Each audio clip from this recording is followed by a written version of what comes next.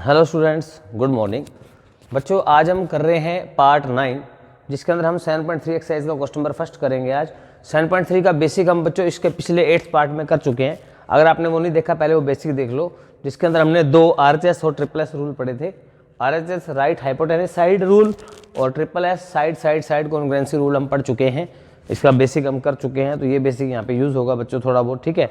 तो इसलिए, और अब हम क्वेश्चन नंबर फर्स्ट शुरू कर रहे हैं इस एक्सरसाइज के अंदर।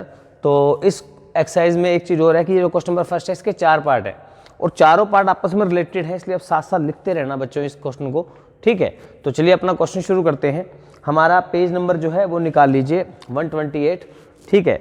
इसके अंदर आपको जो फर्स्ट क्वेश्चन है, इसका आपको डायग्राम दे रखा है, जैसे कि ये रहा डायग्राम इसका, और ये आपको दिया गया है कि ABC और DBC आर 2 आइसोसेलेस ट्रायंगल्स।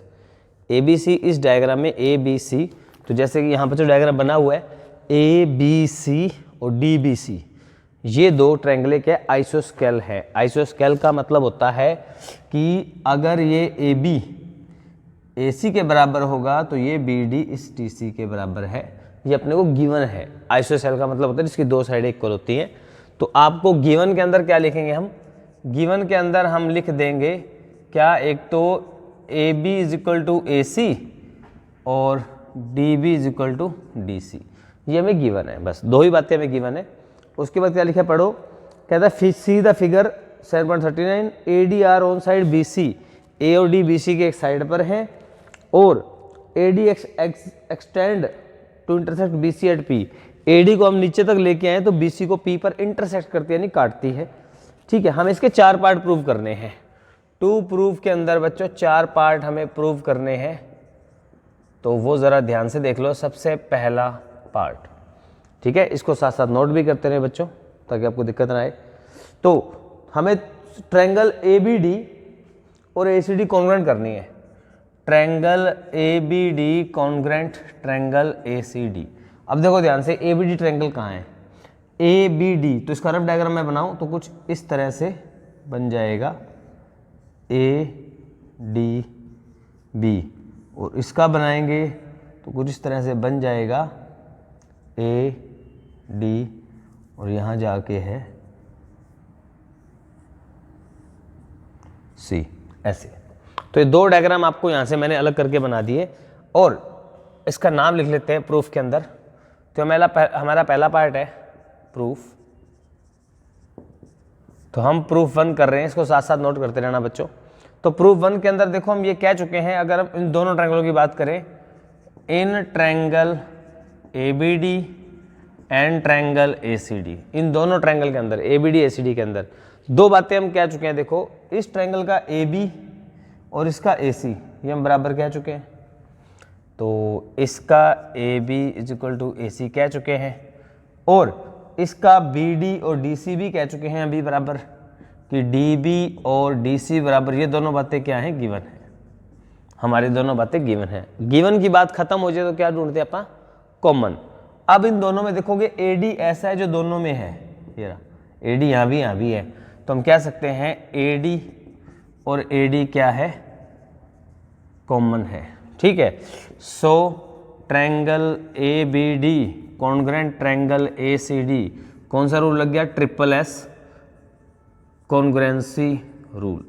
हमारा कॉन्ग्रुएंट रूल लग गया ट्रिपल S, जो मैंने आपको बेसिक पढ़ाया था पार्ट 8 में, वो आप देख लेना अच्छे से। तो कि अगर 2 ट्रायंगलों की तीनों साइडें आपस में इक्वल हो जाती हैं तो दोनों ट्रायंगल क्या कहलाती है?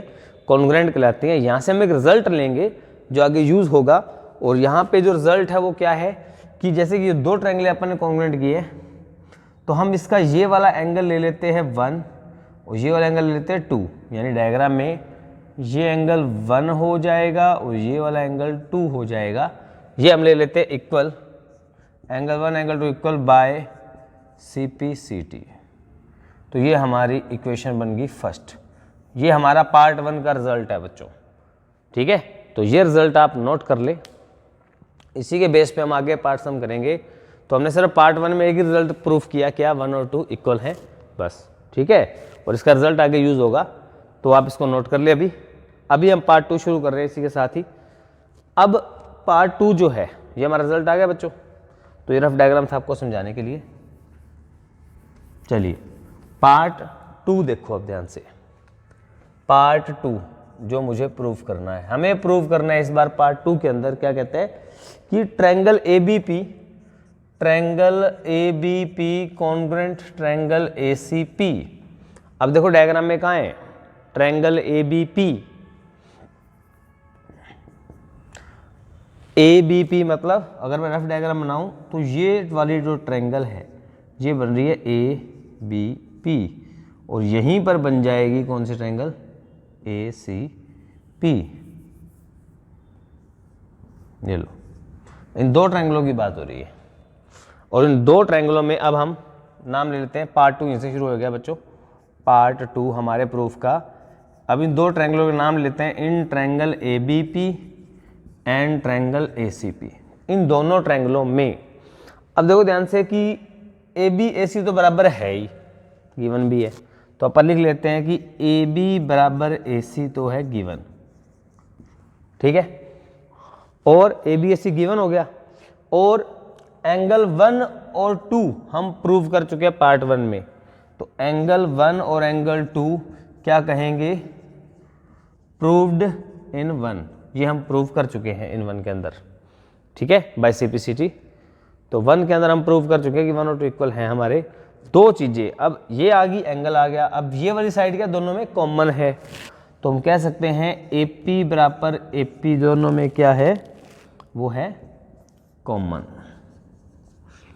सो हम कह सकते हैं triangle ABP congruent triangle ACP और कौन सा रूल लग गया by SAS congruency rule, SAS congruency rule मतलब साइड एंगल साइड, ठीक है, क्योंकि दो साइडें और बीच का एंगल आ गया। अब यहां से भी हम 2-3 रिजल्ट ले लेंगे। एक तो रिजल्ट ये कि यहां पर देखो ध्यान से, अगर दो ट्रायंगल कॉन्ग्रुएंट हैं तो ये वाला एंगल 3 और ये वाला एंगल 4, यानी कि ये वाला एंगल 3 और ये वाला एंगल 4 ये क्या हो जाएगा इक्वल हो जाएंगे। एक तो एंगल 3 इक्वल हो जाएगा एंगल 4, ठीक है, और हम ये भी रिजल्ट ले लेते हैं कि ये वाली लाइन जो बीपी है ये इस पीसी के बराबर होगी।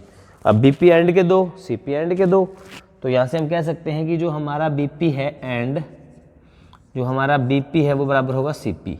ये दो रिजल्ट हमने ले लिए, हमारी इक्वेशन बन गई 2, ठीक है, यानी पार्ट 2 के अंदर ही आ गए, ठीक है। तो ये दो रिजल्ट आप अभी के अभी नोट कर लो, इसी की बेस पे हमारा 3rd और 4th पार्ट होगा, ठीक है। आई होप नोट कर लिया होगा आप लोगों ने। तो ये याद रखना, इक्वेशन 1 हमारे इक्वेशन 1 के अंदर प्रूव हो चुका, प्रूव इन पार्ट 1, और ये हमारा पार्ट 2 के अंदर हमने दो रिजल्ट ले लिए। चलिए अब देखिए हमारा 3rd पार्ट। 3rd पार्ट को पहले समझना है, उसके बाद हम इसको प्रूव कर पाएंगे। तो बच्चों यहाँ पे हमने दो रिजल्ट लेने हैं पार्ट 2, और ये चारों पार्ट बच्चों आपस में इंटरकनेक्ट है, ठीक है ना, इसलिए हमने रिजल्ट लिखे हैं। तो आप आई होप आपने नोट कर लिया होगा रिजल्ट। चलिए आगे देखिए 3rd पार्ट जो हमें प्रूव करना है। अब 3rd पार्ट में मुझे क्या प्रूव करना है, कहते हैं कि AP bisect angle A, AP bisect angle A as well as AP bisect angle D। मतलब AP जो लाइन है वो एंगल पूरे A के दो हिस्से करे, मतलब 1 और 2 इक्वल करे, ये वो कहते हैं। AP बाइसेक्ट का मतलब ये है, और AP बाइसेक्ट D का मतलब क्या होता है कि ये लाइन इस पूरे एंगल के भी दो हिस्से करे, मतलब 5 और 6 इक्वल कर दे, तो दो हिस्से हो गए। तो एंगल 5 और 6 मुझे इक्वल करना है, ये दो पार्ट मुझे प्रूव करने हैं, ठीक है। प्रूफ में देखो ध्यान से, सबसे पहली चीज 3rd पार्ट का प्रूफ है। सबसे पहले चीज एंगल 1 और एंगल 2 क्या है प्रूव्ड हो चुके हैं, प्रूव्ड इन 1। पार्ट 1 में बच्चों प्रूव हो चुका है, ये तो प्रूव हो गया, अभी आपने नोट किया था पार्ट 1, ठीक है, तो उसमें देखो ये ऑलरेडी प्रूव हो चुका है। इसका तो ये है, अब इस पे मेहनत करनी है हमें 5 और 6 पे, ठीक है। तो हम इस ट्रायंगल की बात करें, अगर छोटे ट्रायंगल लेते हैं, इन ट्रायंगल BDC, अगर इस पूरी BDC ट्रायंगल की बात करूं तो इस BDC ट्रायंगल के अंदर बच्चों एक चीज ध्यान रखें कि ये अगर मैं इसका रफ डायग्राम बनाऊं ऐसे बी डी सी, ये दो साइडें बराबर हैं, B D equal to C D given था, ये रहा। अब दो साइडें बराबर है तो इसका ये वाले दोनों एंगल, अगर डायग्राम में देखूं तो इस एंगल की बात कर रहा हूँ, इतने एंगल की बात कर रहा हूँ और इतने एंगल की बात कर रहा हूँ, इसका नाम 7 और 8 रख लेते हैं। तो एंगल 7 और 8 क्या होंगे, बराबर होंगे। So angle 7 equal to angle 8 equal हो जाएगा, reason angle opposite equal side, angle opposite equal side. तो एंगल 7 और 8 ये इक्वल आ गए। अब डायग्राम में आ जाओ।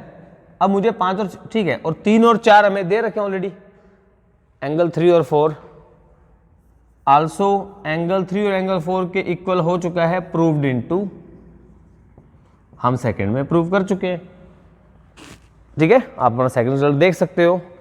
अब आ जाओ छोटी ट्रायंगलों की बात करते हैं। अब हमें 5 और 6 बराबर करने हैं। अब इन दो ट्रायंगलों में देखो, इन दो ट्रायंगल में 3 4 के बराबर आ गया, 7 8 के बराबर आ गया, तो 5 6 कैसे बराबर आएगा वो देखो। इस डी बी पी ट्रायंगल की बात करते हैं, इन ट्रायंगल डी बी पी और इन ट्रायंगल डी सी पी, इन दोनों ट्रायंगल की बात करते हैं, छोटी वाली D B P D C P. अब इस ट्रायंगल में कौन है, 5 3 7 है, तो अपन जानते हैं एंगल 5 एंगल 3 एंगल 7 इन सब का सम क्या होगा, 180 डिग्री। और उधर एंगल 6 एंगल 4 और एंगल 8 इनका भी सम क्या होगा, 180 डिग्री। दोनों का रिजल्ट क्या होगा, एंगल सम प्रॉपर्टी, कि एक ही ट्रायंगल का सभी एंगल का सम। अब इसमें 180 180 सेम आ गया, तो बाय कंपेयर कर लो, बाय कंपेयर। इसको कंपेयर करोगे तो मतलब एंगल 5 3 7 इक्वल हो जाएगा एंगल 6 4 8। ठीक है, अब आप कह चुके हैं कि 7 8 बराबर है, तो 7 की जगह 8 लिख सकता हूं। ठीक है, और 3 4 के बराबर है, तो एंगल 3 की जगह आप एंगल 4 लिख सकते हैं। 5 को 5 पड़ा रहने देते हैं, ये भी ऐसे ही पड़े रहने देते हैं। आप एक साइड रूल अप्लाई कर दिएगा जो भी ऊपर वाले हैं। अब देखो 8 दोनों तरफ है और प्लस का है तो कट जाएगा, 4 भी दोनों तरफ प्लस का कट जाएगा, क्या बचा, एंगल 5 और एंगल 6, हैंस प्रूव। यही हमें प्रूव करना था, क्योंकि 1 और 2 तो आ गया था, हमें 5 6 प्रूव करना था, तो ये रूल है 5 6 को प्रूव करने का। ठीक है, कि आप इन दोनों ट्रायंगल में से ही इसको प्रूव करना पड़ेगा। ठीक है, और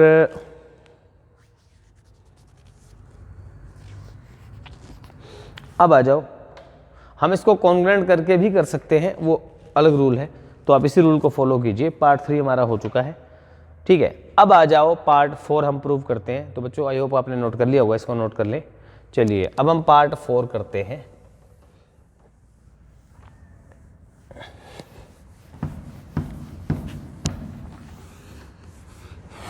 चलिए पार्ट 4 देखिए ध्यान से।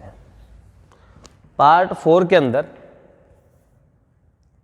हमें क्या प्रूव करना है, 2 प्रूफ चल रहा है हमारा। पार्ट 4 के अंदर प्रूव करना है AP perpendicular bisector of BC, AP perpendicular BC और एपी बाइसेक्ट बीसी। इसका मतलब ये है, परपेंडिकुलर बाइसेक्टर का मतलब वो परपेंडिकुलर भी हो और बाइसेक्ट भी हो। परपेंडिकुलर का मतलब मुझे प्रूव करना है एंगल 3 और 4 दोनों 90 डिग्री। अगर ये 90 डिग्री हो गए तो अपने आप दोनों परपेंडिकुलर बन गए ऐसे। तो मुझे ये चीज़ प्रूव करनी है, 3 और 4 90 डिग्री। और एपी बाइसेक्ट बीसी का मतलब है कि मुझे बीपी और सीपी बराबर करने पड़ेंगे, जो कि हम पार्ट 2 में कर चुके हैं बाई सीपीसीटी, आप देख सकते हो। तो प्रूफ देखिए ध्यान से। तो प्रूफ के अंदर हम BP is equal to CP proved हो चुका है, प्रूव्ड इन सेकेंड पार्ट। और आप देख सकते हो हमने सेकेंड इक्वेशन भी बनाई थी, तो सेकंड पार्ट के अंदर ये प्रूव हो चुका। चलो आधा हिस्सा तो हो गया, अब इसके ऊपर मत्था मारना है अपने को 3 और 4 के ऊपर। आप जानते हैं कि 3 और 4 एक लाइन पर बन रहे हैं, पूरी बीसी लाइन पर। तो पहली बात, एंगल 3 एंड एंगल 4 ये भी प्रूव्ड हो चुका है, प्रूव्ड इन सेकंड पार्ट में हम इसको प्रूव कर चुके हैं। आल्सो एंगल 3 एंगल 4 का सम क्या होगा, 180 डिग्री। रीजन लीनियर पेयर, हमारा 6 चैप्टर की प्रॉपर्टी यूज हो रही है यहाँ पे, लीनियर पेयर। और 3 4 बराबर है तो 3 की जगह 4 रख सकते हैं। अब मेरे पास दो एंगल 4 आ गए, तो एक एंगल 4 कितना पड़ा 180/2, यानी कि एंगल 4 आ गया 90 डिग्री। ठीक है,